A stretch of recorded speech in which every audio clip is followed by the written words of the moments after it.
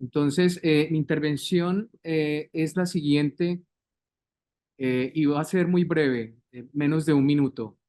Y es lo siguiente, Neil. Has hecho un énfasis importante en el papel de la doble altura en las casas. Mi intervención es sobre la sección de la genealogía. Y simplemente decir que consideramos en la exposición, sobre todo en el caso de Bailey Scott, que el valor que encontramos allí está representado sobre todo en esos esquemas gráficos. Los señalamos con colores, el papel de la circulación gracias a la doble altura a diferentes niveles y diferentes puntos de vista. Para ver si tú puedes retomar, inmediatamente vendrá esta imagen a la que me refiero, es esta a la que me refiero, ¿no? El papel a diferentes niveles y en diferentes posiciones de un espectador que no solamente corresponde con un aspecto social de la casa, sino del movimiento de sus propios habitantes dentro de la casa. Y por último, saber si nos puedes ampliar ahora en tu intervención eh, cuál puede haber sido el papel de estos arquitectos escoceses que mencionaste, si tuvieron y que trabajaban sobre halls de doble altura y halls intermedio, si tuvieron alguna incidencia en Bailey Scott o en otros arquitectos de Arts and Crafts? Gracias. Pasamos a la siguiente intervención, el profesor Víctor. Especial en lo relativo a la vertiente o esa posible influencia americana que tenemos más detectada para la arquitectura moderna y las particularidades escocesas. En relación con su interés por las firmas, hay que decir que la firma Trujillo Gómez y Martínez Cárdenas son arquitectos locales con la formación que en ese momento podrían tener en Colombia, muy seguramente complementada con viajes. Sí, no tenemos casos rastreados de arquitectos ingleses que hayan trabajado directamente en Bogotá. Sí, algún encargo muy esporádico, muy anecdótico de una casa que se encarga directamente a una firma inglesa. Pero de resto, la fascinación por el periodo Tudor que hay en esta generación de arquitectos, pues para nosotros sigue siendo un misterio. Seguramente tiene mucho peso el papel de las publicaciones.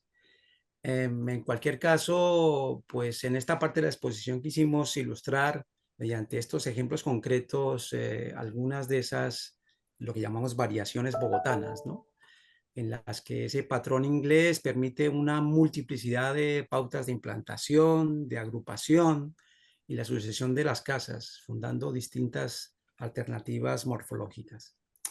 Pero más allá de las particularidades descritas, nos interesaba poder encontrar algunos rasgos comunes o más generales que abarcaran de forma más precisa el tipo de arquitectura involucrada. Por ejemplo, las casas soportan, inclusive estimulan una composición volumétrica en la que es habitual el uso de retranqueos o vacíos que se aprovechan para la implementación del garaje. Es decir, que la presencia del automóvil, quizás el indicio más efectivo de la modernidad, está ya completamente asumido en esta época por estos arquitectos, como un rasgo más, digamos, de ese versionado bogotano del Tudor. Bueno, yo quería también agradecer al profesor Jackson por sus intervenciones y sus comentarios muy de gran eh, importancia para nosotros y muy enriquecedores. Y quería rápidamente hacer un balance frente a lo que se comentó en las intervenciones en cuanto al ámbito de interpretaciones, haciéndole una pregunta final. Nosotros hemos decidido hacer estas versiones de las interpretaciones como posibles referencias, por supuesto no lingüísticas, sino abstractas al espacio del polo intermedio.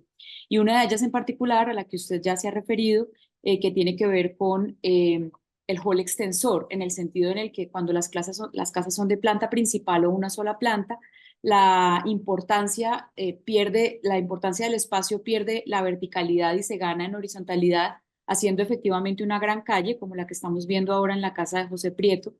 Pero esa gran calle, que bien ya comentaba también el profesor Antonio Armesto, eh, se proyecta hacia el patio posterior, precisamente como usted bien comentaba, dejando de percibirse el dentro y el afuera. No sé si quizá esa posibilidad puede entonces para entenderse como efectivamente un hall intermedio que tiene esa condición o si definitivamente, digamos, perdería la referencia con los halls medievales, como usted bien comenta. Por otra parte, yo también quería hacer la precisión que ya hemos comentado en los días anteriores, que efectivamente nosotros hemos evidenciado una referencia y un filtro por Estados Unidos y específicamente con las casas californianas y con el programa de las Case Study Houses en las casas bogotanas, fundamentalmente las casas de los años 50, como ya también se ve en el ejemplo de la Casa Prieto. Sin embargo, hemos identificado que en las casas bogotanas modernas todavía sigue existiendo una gran parte de la casa destinada al servicio doméstico. Y creo que esa es una diferenciación importante con las casas californianas en las que al desaparecer el servicio doméstico, el espacio es mucho más abierto y fluido, ¿no? Aunque las imágenes y las fotografías representen esta posibilidad de vida doméstica más a la norteamericana en el caso de la vida Bogotá. Muchas gracias.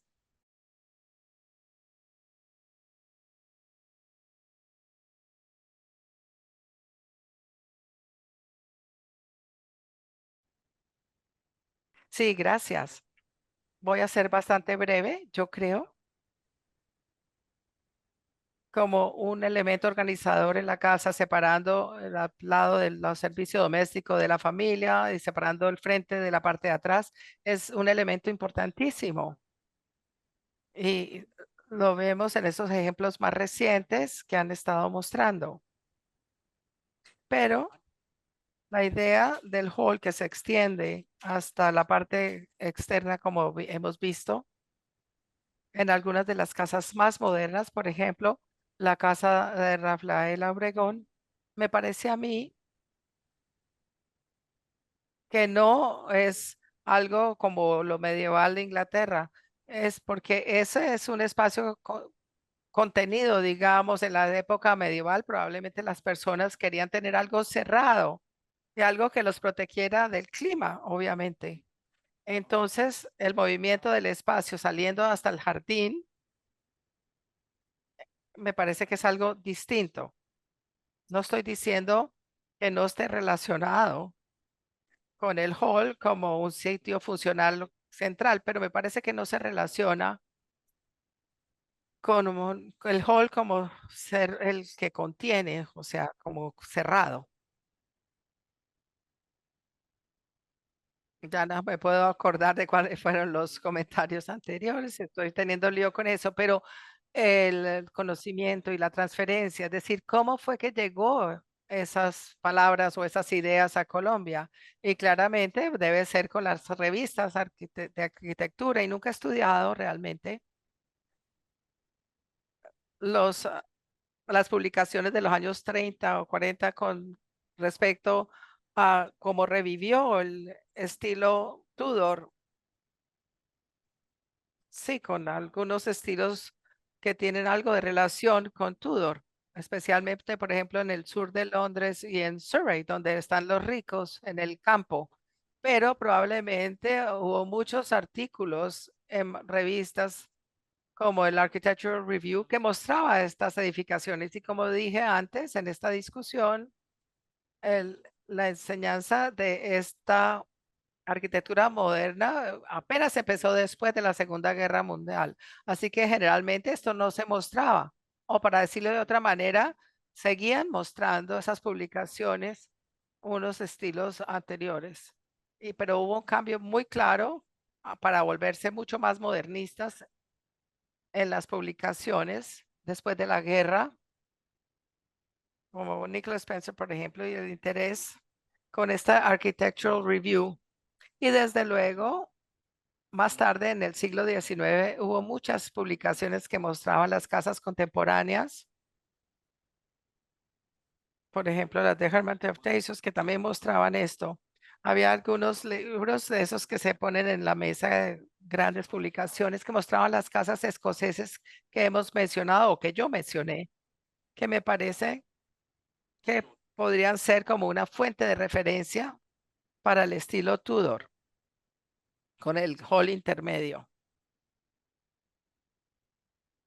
Estoy pensando en libros como The Gentleman's House, La Casa de los Hombres de Robert Carr, que fue publicado No me acuerdo la fecha exacta, pero me parece que a mediados del siglo XIX, y son libros que le decían a la gente cómo debía ser el diseño de sus casas si querían ser caballeros. Y eso promovía ese tipo de arquitectura del hall intermedio.